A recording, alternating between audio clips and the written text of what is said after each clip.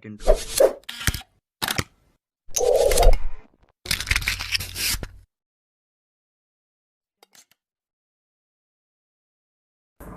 Bismillahirrahmanirrahim. Assalamualaikum warahmatullahi wabarakatuh.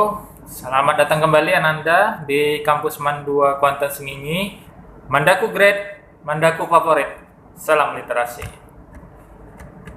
Baiklah Ananda, pada pertemuan kita yang keempat ini kita akan membahas masalah format penelitian. Format karya tulis ilmiah itu biasanya ditulis dalam tulisan Times New Roman, font hurufnya 12, terus spasinya 1,5, margin atau batasnya itu biasanya 4-3-3, 4-3-3-3, 4 kiri, 4 atas, 4 kanan, 4 bawah. Penomorannya itu biasanya menggunakan dua jenis, yaitu penomoran jenis Romawi, yang 1 Romawi, 2 Romawi, 3 Romawi, dan penomoran jenis Arab. Ukuran kertas biasa menggunakan kuarto atau A4, terus jumlah halaman untuk bagian utamanya itu bab 1 sampai bab 5 itu biasanya 15 halaman, totalnya 15 halaman. Tapi tergantung dari masing-masing panitia lomba LKTI-nya itu sendiri. Format penulisan karya tulis ilmiah itu biasanya ada 3 bagian Ananda, yaitu bagian depan, bagian utama, dan bagian akhir. Bagian depan itu biasanya terdiri dari cover, halaman depan, cover depannya itu, sampul depannya itu biasanya format pertamanya itu ditulis adalah judul yang paling atas, terus di tengahnya ada lambang instansi, terus nama pengarang di bawahnya lagi instansinya di mana. Misalnya instansi kita adalah MAN 2 Kuantan Sengingi, terus tahun penerbitannya misal tahun 2020. Setelah cover itu ada abstrak. Abstrak itu adalah ringkasan secara umum penelitian itu dari pendahuluan sampai akhir. Itu biasanya terdiri dari 300 kata maksimal dengan spasi 1 spasi. Jadi cukup padat, dipadatkan. Biasanya kalau sebuah karya tulis ilmiah itu ada seleksi pertama, yaitu seleksi abstrak. Jadi kita akan mengirimkan abstrak ke panitianya. Selanjutnya panitia akan menilai abstrak kita. Jika lolos, itu masuk ke babak semifinal. Babak semifinal biasanya kita udah mengirim full paper. Setelah lulus full paper, baru kita jadi finalis. Nah, finalis itu biasanya se-Indonesia kita kirim itu misalnya ada 500 peserta itu, paling cuma diambil 10 besarnya. Dan kalau kita udah masuk finalis, kita akan berangkat lomba misalnya di Universitas UGM, ITB, atau IPB. Jadi ada tahap-tahapnya ya. Pertama itu abstrak, tahap abstrak, terus tahap full paper, dan terakhir adalah finalis. Finalis itu kita melakukan presentasi di depan dewan juri. Presentasinya sebentar aja, paling hanya 15 menit. Terus tanya jawab paling 10 menit, selesai. Semudah itu. Tinggal tunggu hasilnya. Biasanya lomba itu untuk 10 peserta itu dari pagi sampai sore. Ya, jadi biasanya kalau setiap kali lomba itu ada 3 hari.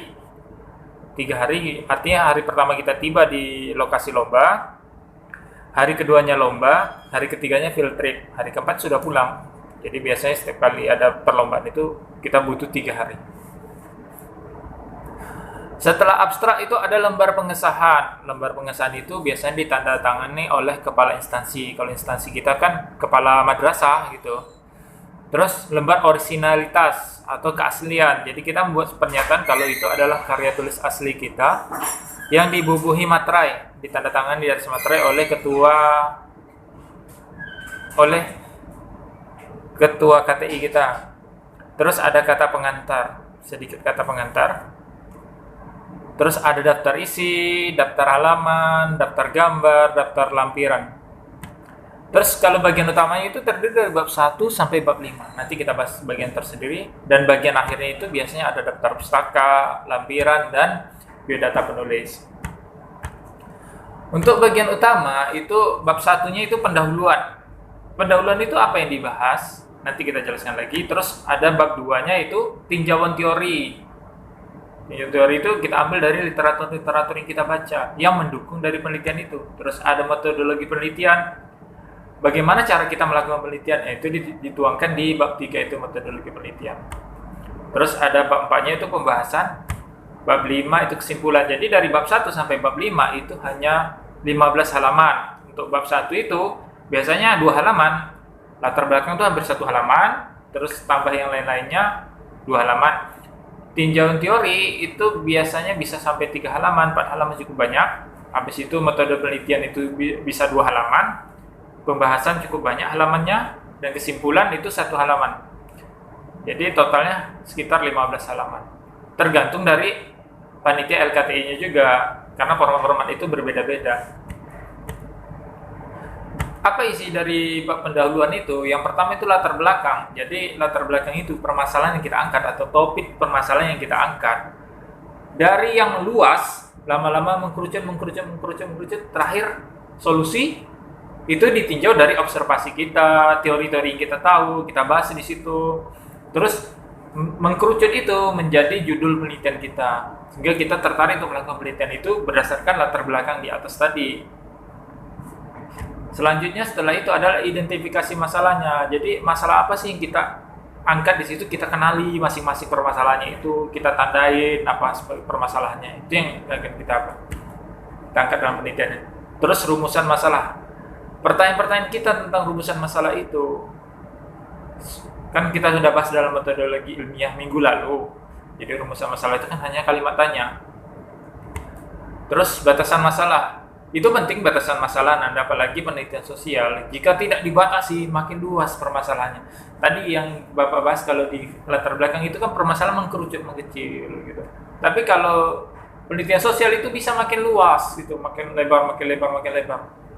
Sehingga kita perlu batasan, kita frame batasnya sampai di mana. Nah, jadi tidak terlalu luas. Kita paling mengambil 1 variabel atau 2 variabel yang mempengaruhi atau apa, sehingga tidak terlalu luas. Itu pentingnya batasan masalah. Kita frame, kita bingkai dia. Terus tujuan dan manfaat penelitian, ya dari penelitian itu tujuan kita apa, manfaatnya apa yang kita dapat dari situ. Nah itu kita tuangkan juga dalam penelitian. Terus bab 2 teori.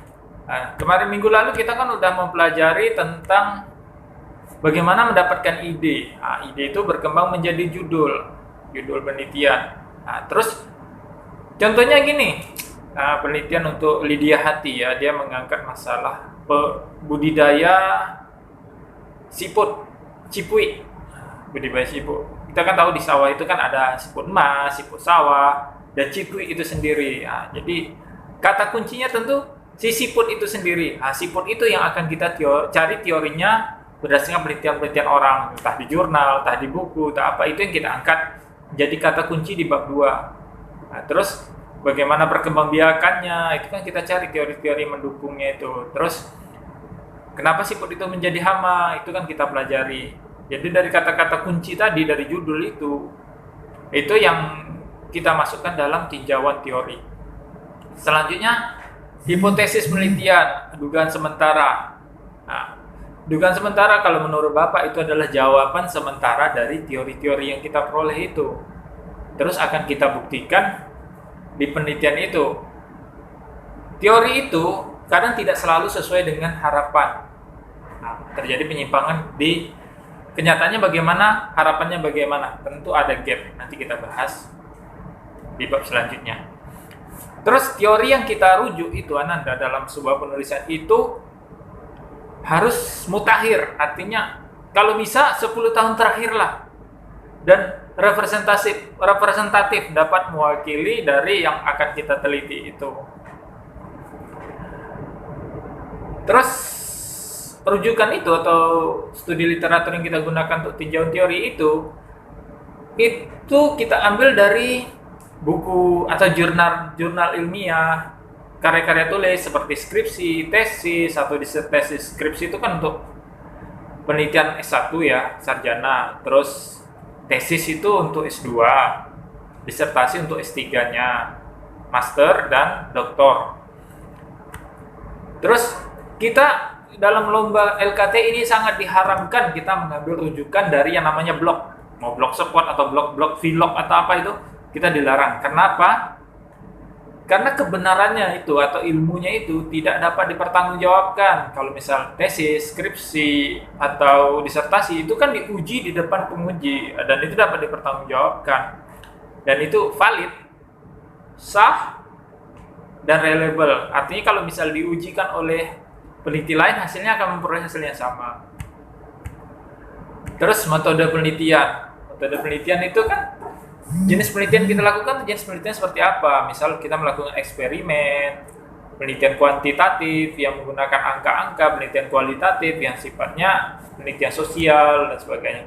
Terus berikutnya adalah waktu dan tempat penelitian. Waktunya kita lakukan penelitian itu di mana? Misalnya kita lakukan di laboratorium, waktunya kapan? Atau kita lakukan penelitian di perpustakaan, misalnya penelitian studi literatur. Penelitian literatur itu bisa, jadi kita mengambil datanya berdasarkan literatur-literatur yang telah dibuat oleh orang-orang sebelum kita.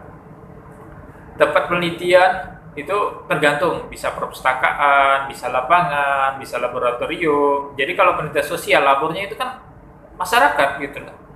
Sementara yang IPA kebanyakan di laboratorium tempat penelitiannya. Terus waktu penelitian itu kita atur, kita bagaimana? Misalnya penelitian itu dalam waktu 2 bulan kelar, atau 1 bulan kelar, atau penelitiannya dalam waktu singkat tapi tepat. Nah, umumnya sih 2 bulan sebuah penelitian itu.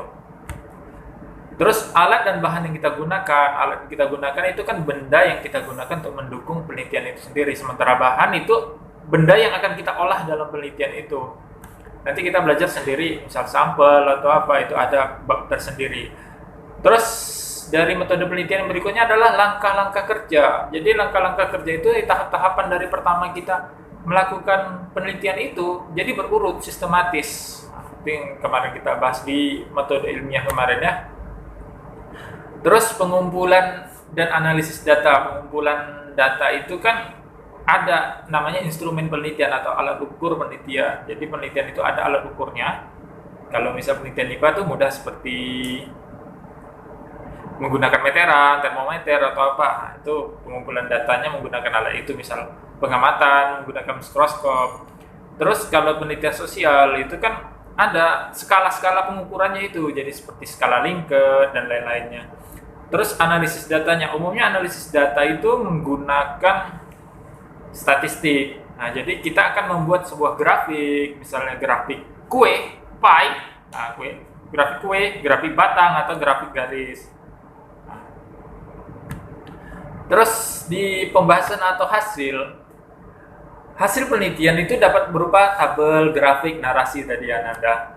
Misalnya tabel itu digunakan untuk data yang sedikit dan menunjukkan validitas atau keakuratan nilai. Jadi kalau tabel gitu kita manfaatkan itu dalam sebuah penelitian itu jika datanya sedikit.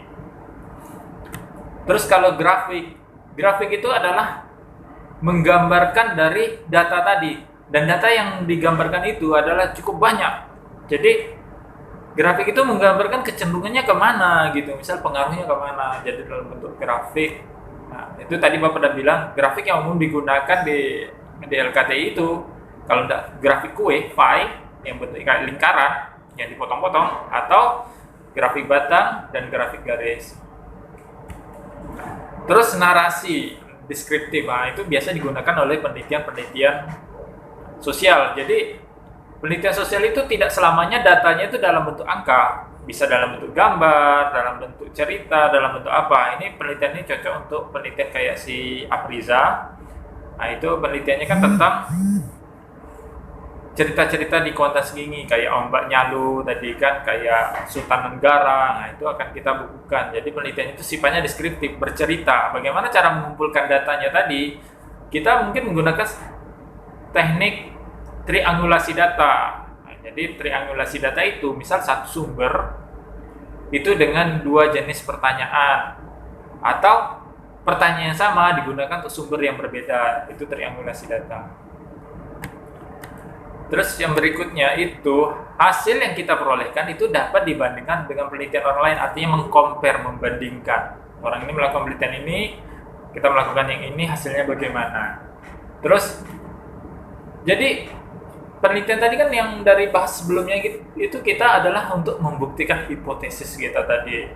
Apakah benar hipotesis kita ataukah yang hipotesis di metode penelitian kita udah bahas, ada hipotesis nol dan hipotesis alternatif. Jadi yang hipotesis nol itu biasanya positif, alternatifnya itu berlawanan dengan yang positif tadi.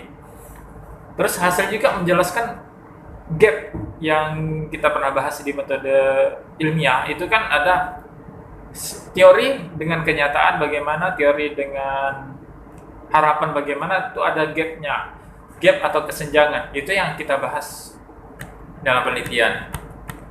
Kalau masalah itu Ananda bisa lihat di PowerPoint yang Bapak siapkan. Nah, berikutnya adalah bab keempat, bab kelima atau kesimpulan dan saran.